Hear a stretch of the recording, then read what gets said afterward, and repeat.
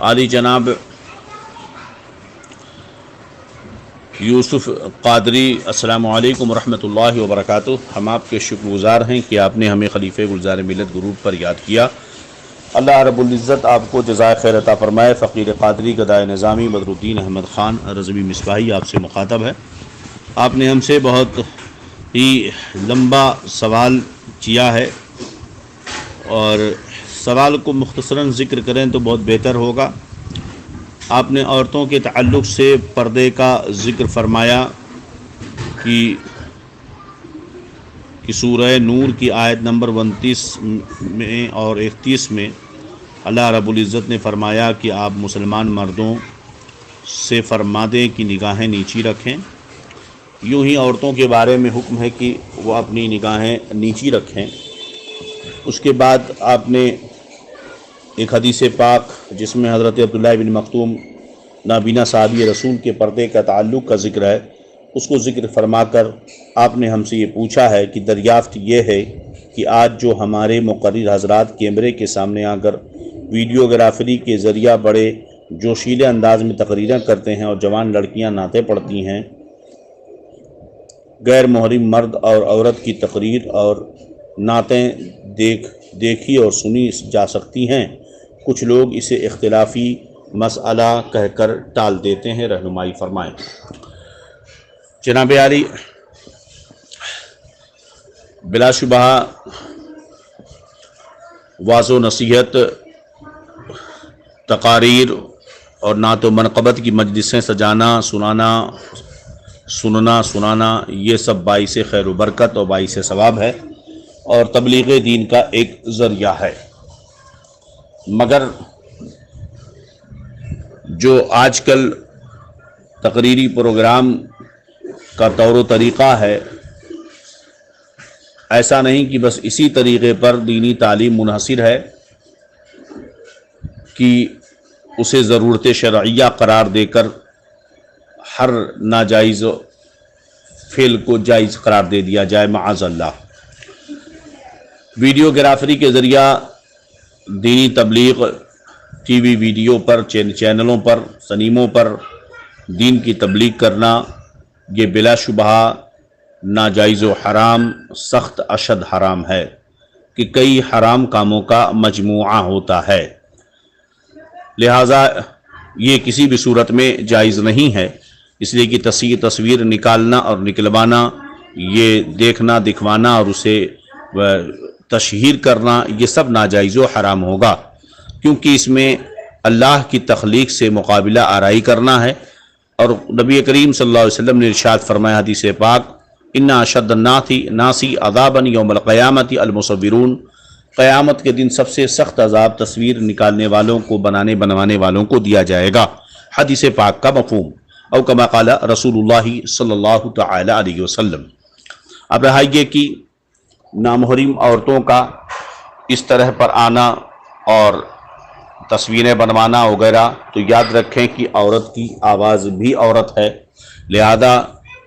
عورتیں اگر نہ تو تقریر اور منقبت کی محفلیں کرتی ہیں تو اس کے لیے وہی شرائط ہیں کہ ایسی جگہیں باپردہ اور باحیا انداز میں ہوں،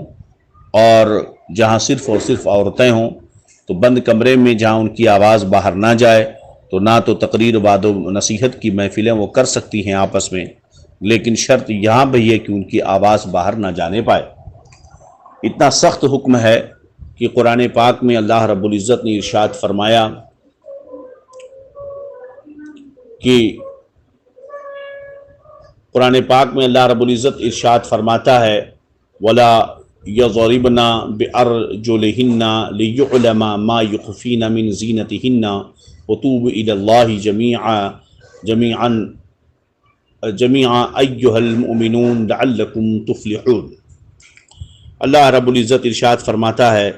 اور زمین پر پاؤں زور سے نہ رکھیں کہ جانا جائے ان کا چھپا ہوا سنگار، اور اللہ کی طرف توبہ کرو اے مسلمانوں، سب کے سب اس امید پر کہ تم فلاح پاؤ۔ تو جب زمین پر پیر اتنی تیز سے رکھنا منع ہے کہ اس کی آواز نہ آنے پائے، اسی بنا پر علماء نے فرمایا کہ گھنگرو والے پائل پہننا یہ عورتوں کے لیے حرام ہے جس میں جھنکار ہو۔ تو بلا شبہ عورتوں کی آواز عورت ہے، لہذا کسی مجلس میں نعت و منقبت کی محفلوں میں اس طرح عورتوں کا جو ہے ویڈیوگرافری کر کے جو ہے اپنی آواز ویڈیو پر یا چینلوں پر جاری کروانا یہ سخت ناجائز و حرام اشد حرام ہے، اس لیے کہ عورت کی خوش ہلانی اجنبی سے محل فتنہ ہے اور اسی وجہ سے ناجائز ہے۔ نبی سیدی سرکار مجدد اسلام اعلی حضرت امام احمد رضا خان علیہ رحمت و رضوان ایک سوال کے جواب میں فرماتے ہیں کہ ناجائز ہے کہ عورت کی آواز بھی عورت ہے اور عورت کی خوش الحانی کی اجنبی سنے محل فتنہ ہے، فتاوی رضویہ شریف۔ اور دوسرے مقام پر اعلی حضرت رضی اللہ تعالی عنہ فرماتے ہیں کہ عورت کا خوش الحانی سے بآواز ایسا پڑھنا کہ نامحرموں کو اس کے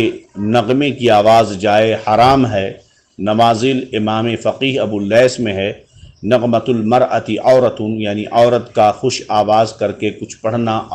یہ کیا عورت ہے، یعنی محل سطر ہے، اسے بھی پردہ کرنا ضروری ہے۔ اسی طرح کافی امام ابو البرکات نسفی میں ہے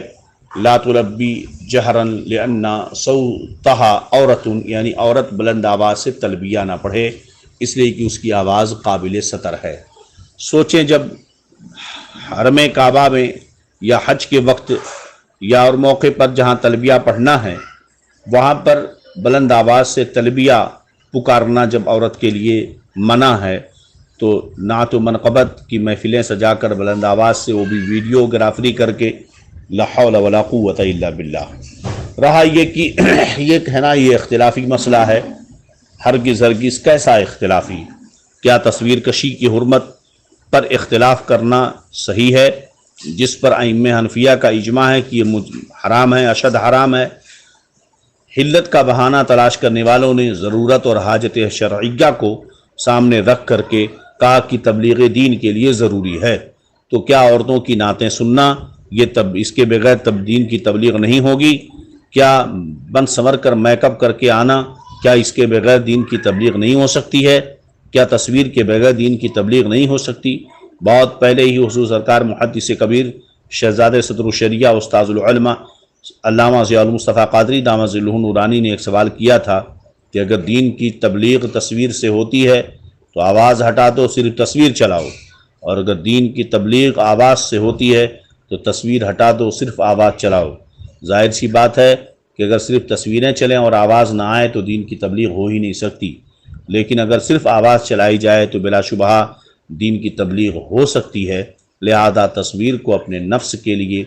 بہانہ تلاش کرنا اور اسے اختلافی مسئلہ قرار دینا یہ انہی لوگوں کے اوپر لوٹ جاتا ہے، ان کے منہ پر ہے، کیونکہ یہ مسئلہ اختلافی ہو ہی نہیں سکتا۔ لہذا اسے ضرورت شرعیہ کہنا یہ سخت